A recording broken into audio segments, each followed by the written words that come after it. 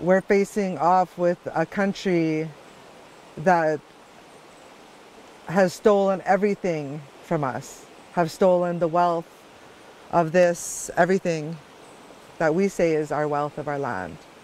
And we're holding on to this last of this remaining wealth of our lands, our fish, our food we get from the ocean, from the rivers.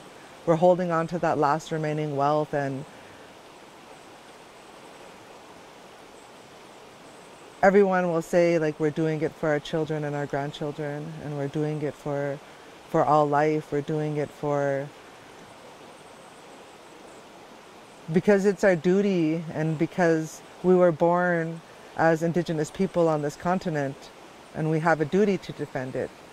It goes, the connection to it isn't just a physical connection to we're fighting for this land. It's a spiritual connection. It's a cultural connection. It's so significant to who we are as Native people.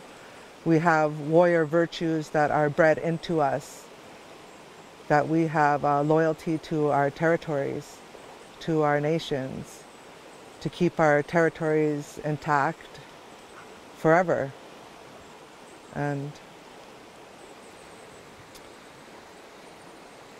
what also connects us and is the common thread is that we do have this common enemy. And this enemy in this country of Canada, and the colonial government that has continued to take everything. They continue to use their permitting processes, the band office system, the Indian Act system, to continue to have a process to take our lands from us.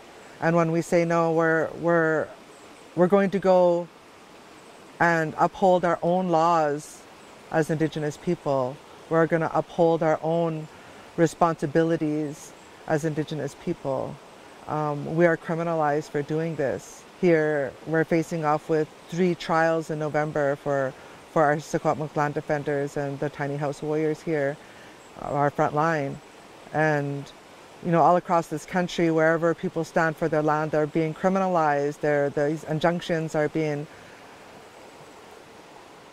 granted to these corporations and the RCMP to remove Indigenous people from our land.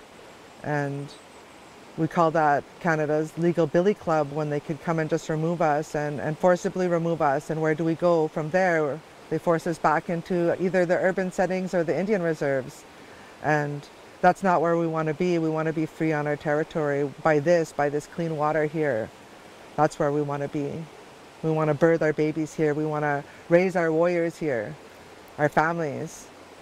And it's in our blood, and our people are craving it. And I guess that's also the common thread, is that you can't stop it. It's in our blood as Native people.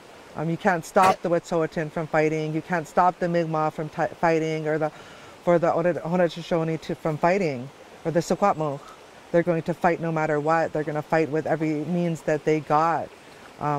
In our arsenal, in our war chest, we've been collecting this knowledge about Canada and these corporations and how they wage their war upon us, and where we studied them for this long, and now it's time for us to really get unified and understand how this money has, you know, taken control of our lands, and the greed for this money that they have made from this land from the very beginning. It's in the trillions.